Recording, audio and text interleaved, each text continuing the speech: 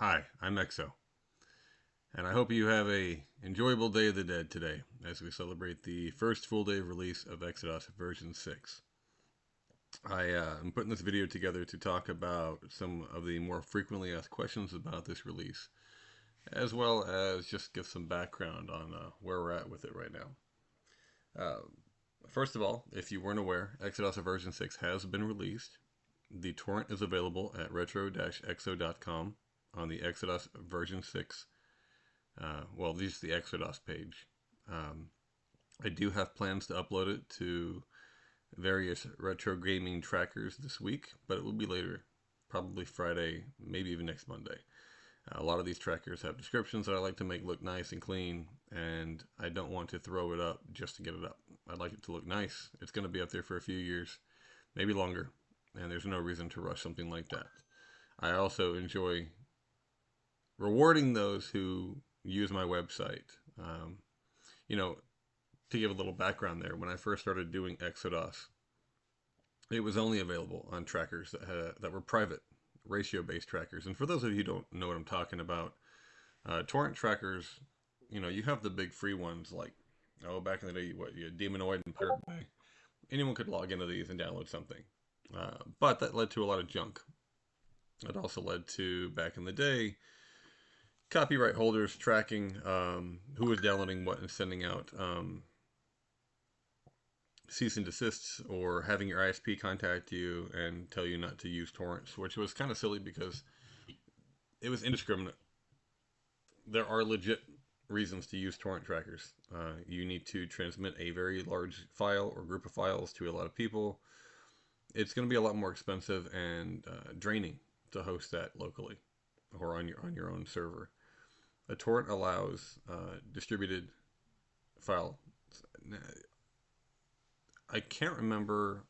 Some of you are going to rake me over the coals for getting this wrong, but there was a point, I believe, where Windows 7, I think, maybe 8, it basically had a feature you had to go turn off if you didn't want to share your Windows updates. So what they were doing was, instead of everyone downloading from their servers, they were doing a distributed file network where everyone who downloaded a Windows update was then sharing that Windows update back out to other people that were near them.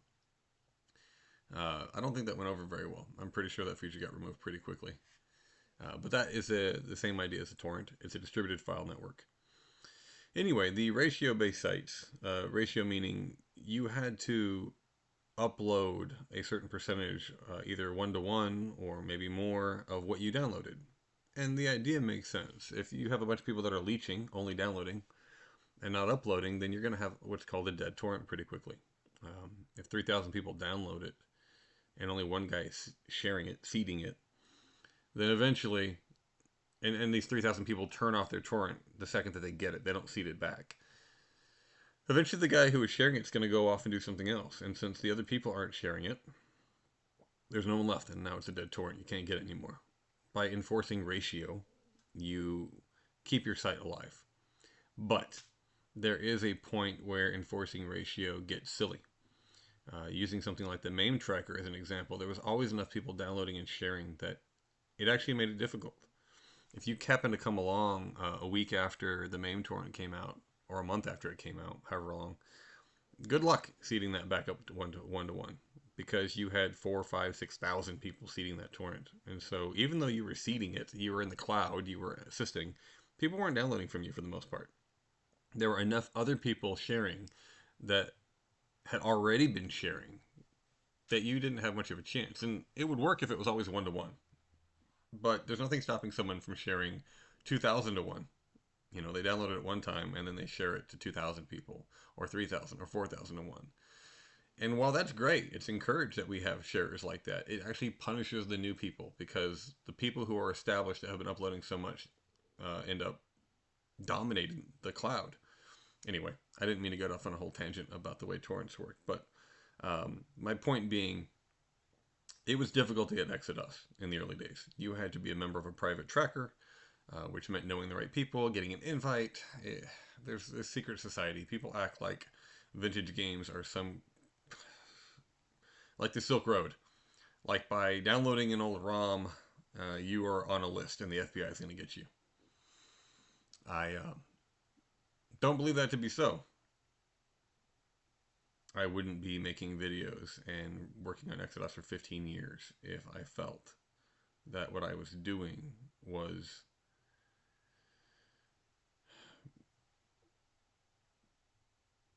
any kind of major issue that couldn't be handled through basic communication by any party who feels aggrieved that my project allows older games to be played.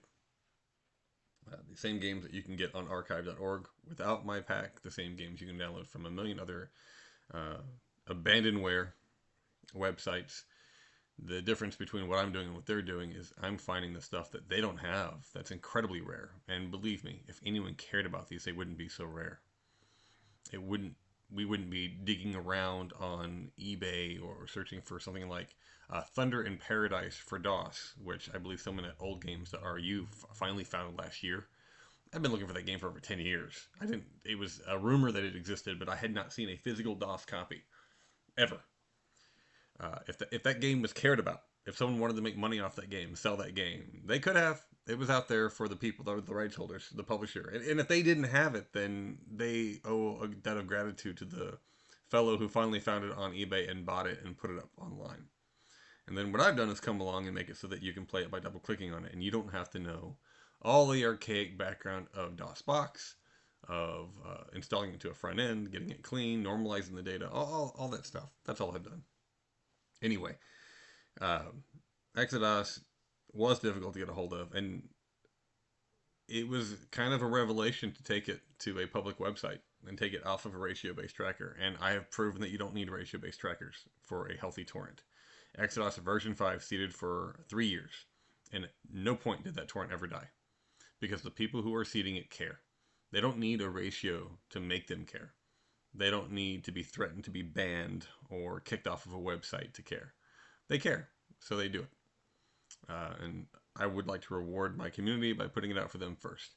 And then you know what? All those ratio-based trackers, F them. I almost said it, but I forget I'm on a YouTube channel here. They can sit there. Here's what I encourage. If you have a ratio-based tracker account and I upload to your site, download it from me. It will be identical to the one that gets uploaded to them. And then you can hash check it and seed it right back to them without downloading a single kilobyte from them. And you can, you know, I fundamentally disagree with their systems of hoarding data and then doling it out to people who have good connections. It's gatekeeping. To pretend that these games and these packs are illicit and should be treated as such. It's ridiculous. These clowns that are running these websites, they didn't make this stuff. They don't dump these ROMs. They don't make them work. They sit back and let other people do all the work and upload it to their freaking websites. And then they harass people for not downloading enough, for not downloading, for not uploading enough, for not logging in once a month, for all these silly things that they pull. It's ridiculous. They're treating old games like something that should be hoarded and hidden and gatekept. I fundamentally disagree with that information. That's not preservation. What if libraries were like that? What if libraries got a hold of books and then they hit them, and they said, no, no, no, you can't even see our library. You can't even walk in the door unless you get invited by a member of this library. And now once you're in the library, okay, you better walk in the library once a month or we're going to ban you for inactivity. And when you do walk in the door, if you actually want to read anything on these shelves, if you want to check anything out, okay, that's fine. But you better, I don't know, what's the correlation here? You better come back and make sure someone else checks out that same book afterwards. You have to sell it to someone else. You have to get someone else to be interested in it. You want to bring a book into our library that we didn't have before? Oh, well, uploader status is for special people. You better have been around a long time. You have to be a power library member before you can do that. It's why would we hide our information like that? It all goes back to this archaic notion that there are law enforcement agents waiting around every corner because you might have a copy of SimCity on your bloody hard drive. If you don't think that's ridiculous, why Are you watching my videos? Why are you downloading eXoDOS? You ought to be on these sites pretending that these games make you special because you have them on your hard drive. And that's what it comes down to. It's people that want to feel special. They want to use these games, these ROMs, to feel like they're part of something bigger. And you know what? You are, without hiding it from anybody. You're a part of something bigger when you're sharing that to other people. You're a part of something bigger when you are sharing your hobby, your passions, the things that your nostalgia. When you're putting it out there.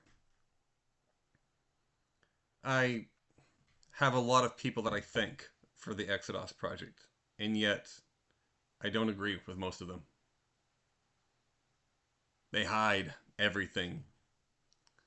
It's an ambiguous mystery where the files come from, where they go, who has access, how do you get them. I mean, here, I'll take a hornet's nest. You ever heard of Redump? Tosec?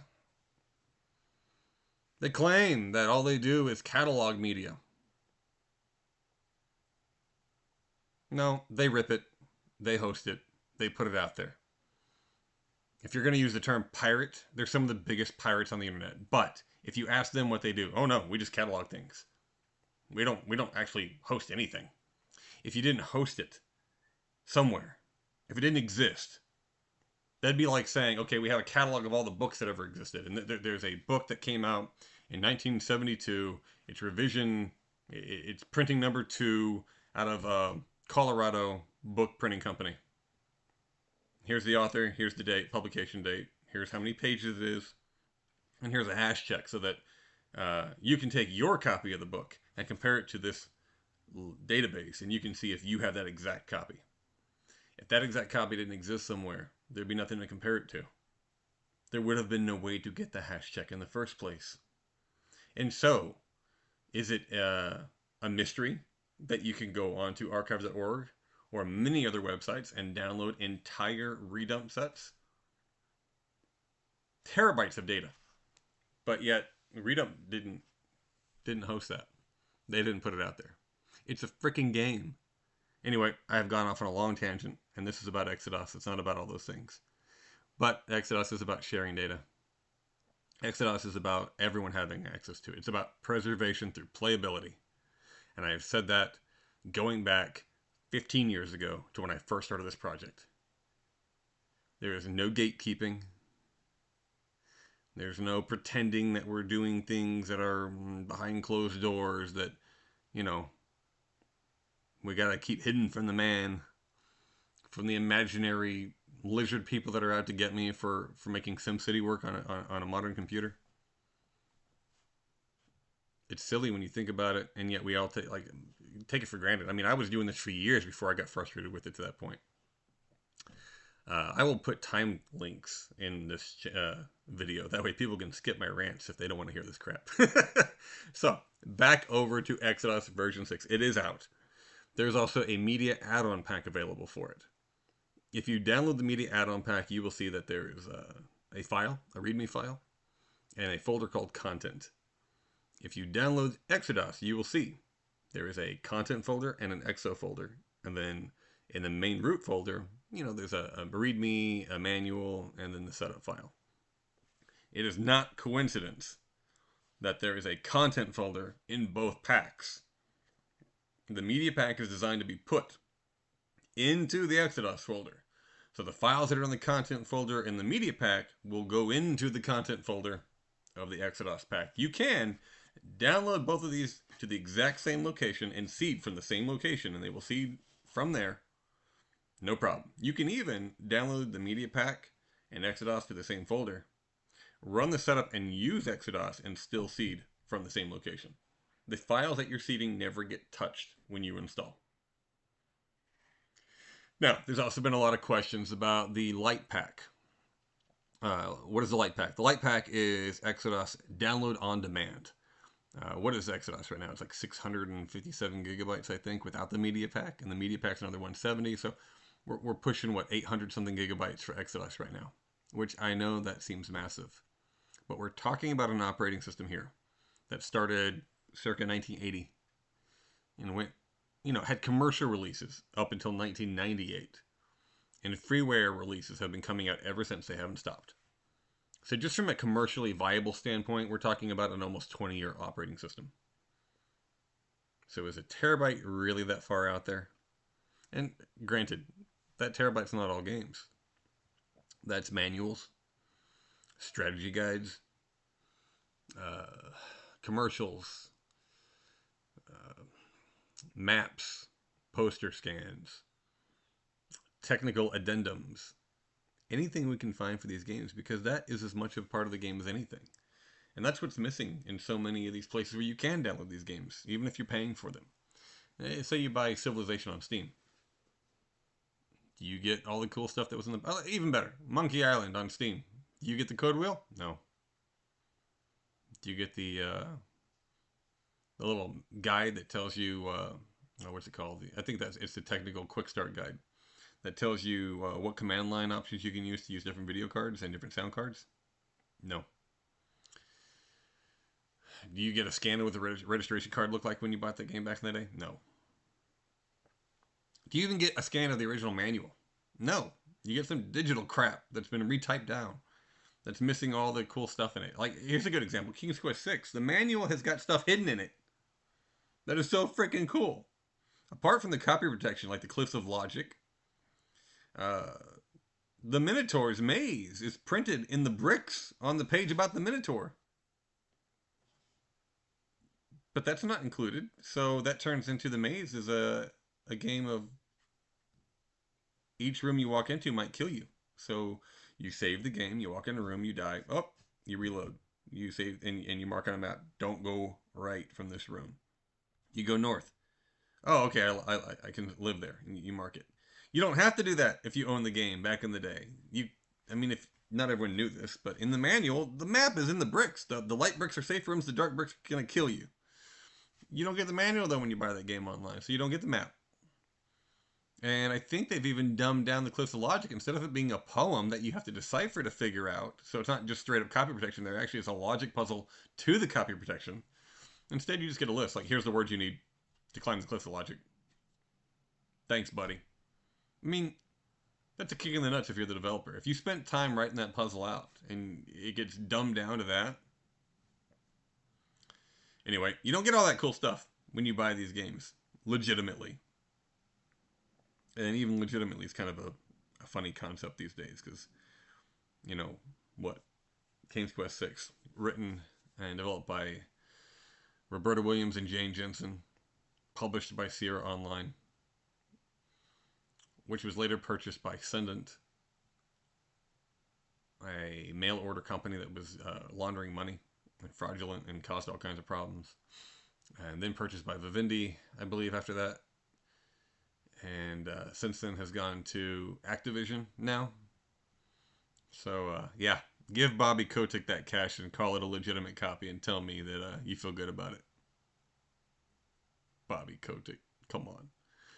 You know how hard it is for me not to cuss and flip off the camera when I'm doing these videos? There are people I legitimately hate in this industry. Kotick's one of them. No reason to go into it here, but the idea of legitimately buying King's Quest these days is just a joke. Nobody who developed that game gets a dime. The original publisher doesn't get a dime. And what do you get? You get a dead corpse of a game that they've stripped all the ephemera around it.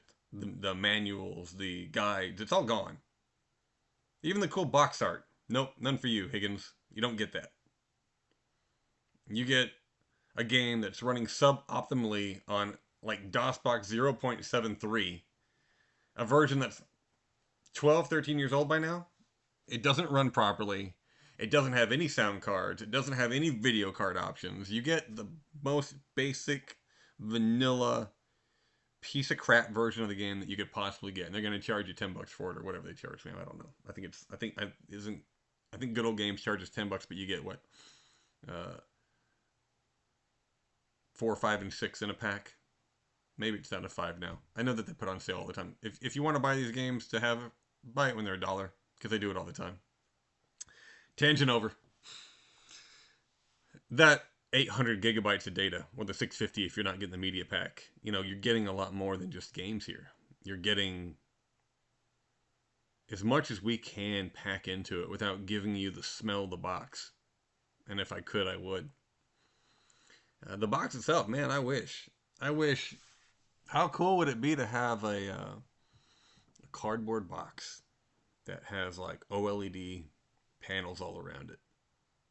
And we could scan the cover, the back, the top, the sides, and upload them. And you could, go into the front end and say, okay, I'm going to play King's Quest 6. And the box looks like King's Quest 6. Like all the OLED screens come on and it shows it. I mean, the problem, and I can already hear some of you saying, it would be that boxes were of a million different shapes and sizes. The King's Quest 6 box was pretty fat. And what about like if you played Prince of Persia that had like the weird upside down pyramid? I get it. It's a thought exercise. The whole point is I wish there was a way to put physical copies of these games in the hands of every single person who wanted them.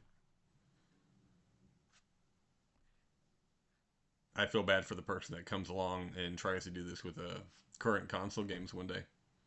I mean, what, the new PlayStation 5 is going to be primarily digital. The new Xbox is only digital.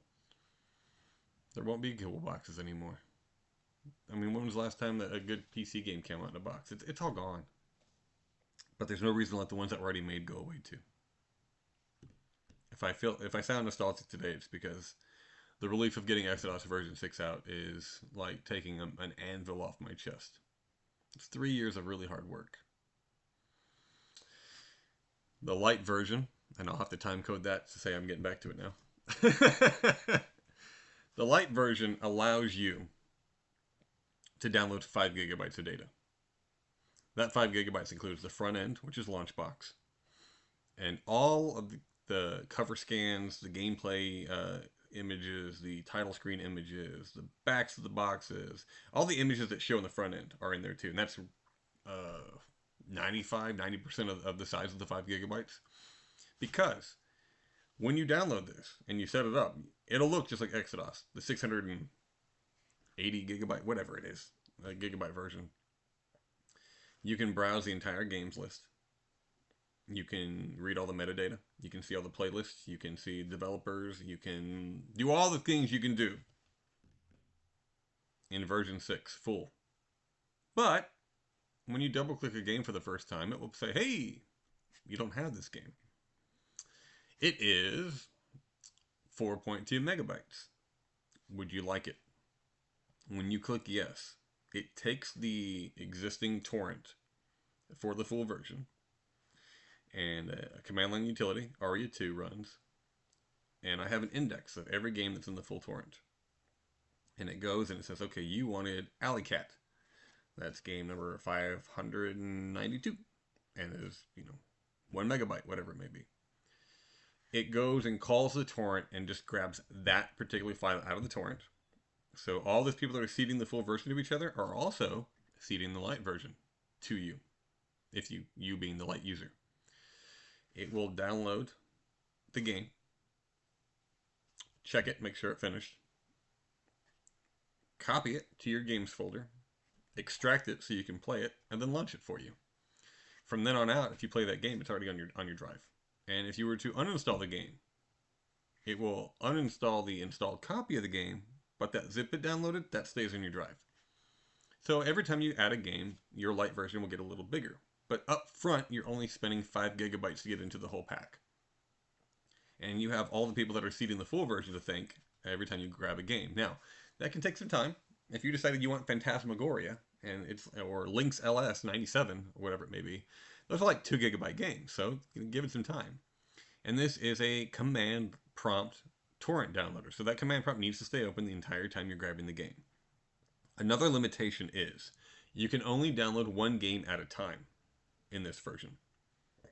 That's because the command line is going to get confused if you're calling the same torrent from 2 different command lines to get 2 different files. And then those files are being written to the same directory, and it's trying to compare the game to the one you want to download, and you got 2 files in there, it blows up. Now, there is a little bit of a hack for the Lite version. Say you want like 150 games for the Lite version. 200 games, whatever. You've got some game list. You know exactly what you want for it. And you don't want to individually go through 150 some odd games and click on it and wait for the prompt to come up, and it downloads it. No problem. Get the Lite version, install it. Get the full version torrent. Load it up in your torrent client, but don't start it. Now, any torrent client worth a damn, and I personally recommend qBittorrent. Okay, that's the one that works best for me. It's the one I test on. It's the one I create my files with. I've seen lots of weird behavior with other versions. You don't need to worry about that with qBittorrent. You can go to the content folder and see all the files it's going to download, and you can uncheck anything you don't want. So uncheck everything. Right click it and say download none, or deselect all, or whatever it may be. Go to the eXo folder. Go to the eXoDOS folder, and you will see a list of all 7,633 games that are in eXoDOS version 6.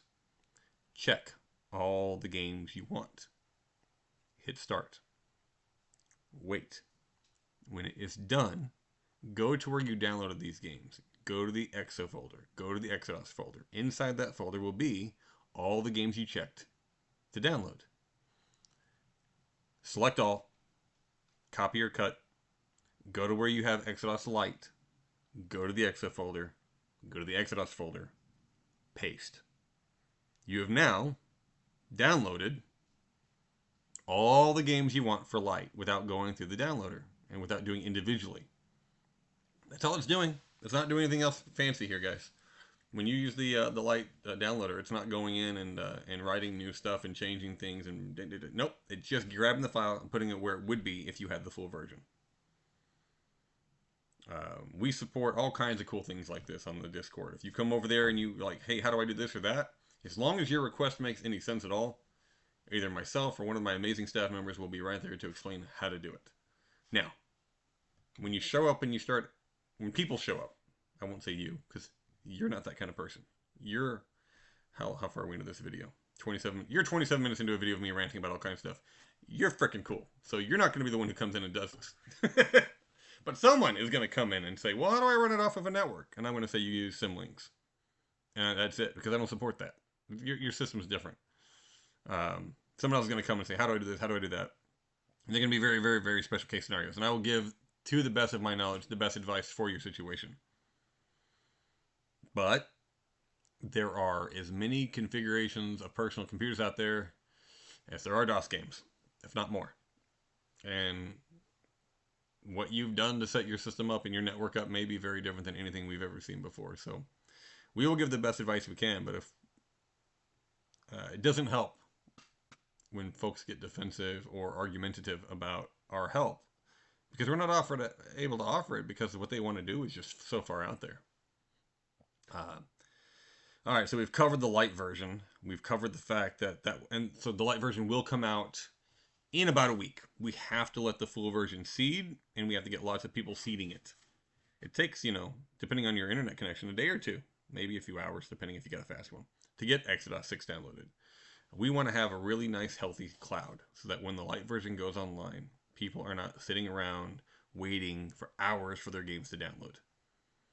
So we cannot, since this Lite version relies on the full version to feed it, we need to get a really healthy full version before that Lite version comes out. When it comes out, I will make a video. I will go through it. I'll talk about it. I'll show the installation of it. We will, and I'll announce it there. I'll have it on the website. It'll be everywhere. Next point of business, the physical edition of eXoDOS version 6. I've been flabbergasted by the number of people who have been going to the Etsy shop today and looking to buy it. And I feel like I've made a mistake there. It would have probably been better to have it ready to go. Unfortunately, I have very high standards for my box art. I'm very meticulous about it. I want it to look like something that belongs on your shelf. And I want it to look like something that belongs on my shelf. Anyone who has bought eXoDOS version 4 or version 5 knows I put a lot into these. I've never gotten a complaint. I've only heard, wow, this is much higher quality than I thought it was going to be. Wow, this art is astounding. Wow, this looks professional. Like, I constantly get that. And so I have a very strong point of pride in continuing that. That said, let's say I had really just gone balls to the wall and finished the art. The turnaround time to get the manuals printed, the box printed, all the other little internal things I make printed. I also usually try to do a pack-in. You know, on eXoDOS 5, I did an enamel pin that said eXoDOS on it. Uh, that all takes like 6 to 8 weeks from the moment I submit my finalized artwork to the time that a box shows up on my front porch and I can begin packing and shipping. So, had I wanted to have a physical copy of version 6 available to buy on the same day I released it, you would have been getting this around Christmas time. And I felt it was more important to get 6 out there, get people using it, and I'll work on the art on the back end. I mean, I think, you know, you saw my release video last night. I took a Monkey Island 2 and I wrote eXoDOS 6 on a piece of paper and taped it to it. And I was like, there you go. I've got a great idea for the box art. I'm pretty far into it. I've done a lot of work on the logo for it already. I'm happy with it, but I want it to be something I'm really proud of, not just happy with, so that you guys can be proud of it, and for those of you who want to buy it. So once I have all the artwork done, I will create the mock-up box. It'll be uploaded to the website. You know, I've got like a little 3D box you can spin around, see the back, the front, the sides. And I will put up a pre-order link at that time on my Etsy store.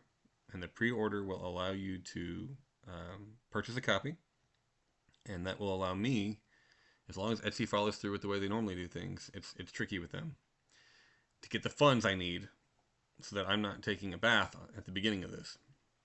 To get 100 boxes printed, which is the minimum, that can be, you know, $1,500, sometimes $2,000 depending on the quality of the materials. I like to use really thick cardstock, not even cardstock. I use like I want my cardboard boxes that they're printed out to be the same thickness as the boxes you could buy back in the day.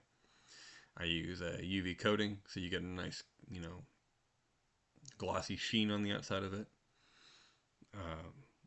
I use full color. I don't use like a 3-color print job. I do the full color print on it. That costs extra. Every page of the manual costs extra. The manual, I do a thick cardstock outside cover. I do a UV coat on that too. I want these things to last as long as they can and to look professional. As someone who has kickstarted dozens, actually hundreds of games, and of those hundreds of games I kickstarted, I paid $200 or $300 for boxed copies of many of them, because I like boxed copies of things, and I have been repeatedly disappointed by what's arrived in the mail. I get these really thin little boxes that are wobbly and warped, matte printing. It's not anything that would have ever survived shipping to a retail store, let alone anything that would have actually looked good next to a commercial product at a retail store. That's my goal. Is on my shelf full of my favorite box games that are in my room, I have eXoDOS 4 and 5 sitting on that shelf, and it looks like all the other games on there. They do not look like low quality parodies of a PC game. They look like they belong. They feel like they belong. And I'm not just blowing smoke here. Ask anyone who has a physical copy. Go to my Discord and ask them. There's a reason that I have so many repeat buyers. There's a reason people have asked me to go back and make boxes for 1, 2, and 3. They want the full shelf collection. Every time I release a project, eXoDOS, eXoWin3X, is there going to be a box release? eXoScum VM, is there going to be a box release? Exo Apple 2GS, is there going to be a box release? Unfortunately, box releases cost me quite a bit of money. It's also very time consuming. I have to make all this art, send it off for shipment, bring it all back. I box it all myself. I pack it all myself. I ship it all myself. So while and there's not much of a return on these. I'm not making money off this. I try to market as low as I can so that I don't end up negative. And any money that I do make off of it, which is less than $5 per box I sell, goes to a fund to purchase games that are missing. eBay gets expensive. I went back one day and I have like 3 or 4 eBay accounts I have to use because certain sellers will block me from buying too much. They think that I'm reselling it or something. I don't know. Over my 4 or 5 eBay accounts that I've ever used, I have purchased in the last 15 years in the range of $13,400 some odd dollars, give or take $20. Uh, I have not made that kind of money selling boxes. I have made a fraction of that. And I don't use that money to pay myself back. I use that money to fund further purchases going forward. You can ask my team. Guys like Smiling Spectre will come in there and be like, okay, a really rare game has come up. It's only $312. Or sometimes it's like, it's only $42. And then I'll go look and I'm like, yeah, it's $42. But then there's like, they want $25 shipping on it. What do we need? And they'll be like, oh, well, we've got the game, but this one's got the clean disc inside, and ours is missing like the EGA driver. So if we buy this copy, we can get we're hoping we can get the EGA driver off of it. And I have to think to myself, is it worth $60 to $65 to buy this game to get a driver and enable a new video mode? I mean, ideally, yeah, we want to have that, but if I were to buy everything that came up, every time something came up that we didn't have, I would blow through that fund that I make by selling boxes within a week or two. And then I would go into debt trying to cover all the differences at that point.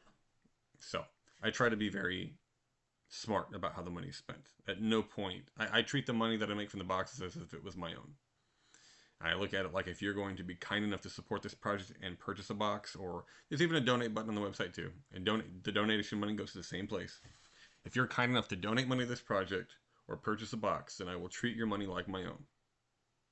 And only buy things that make sense. Only buy things I would spend that kind of money on to make this project better in the name of preservation.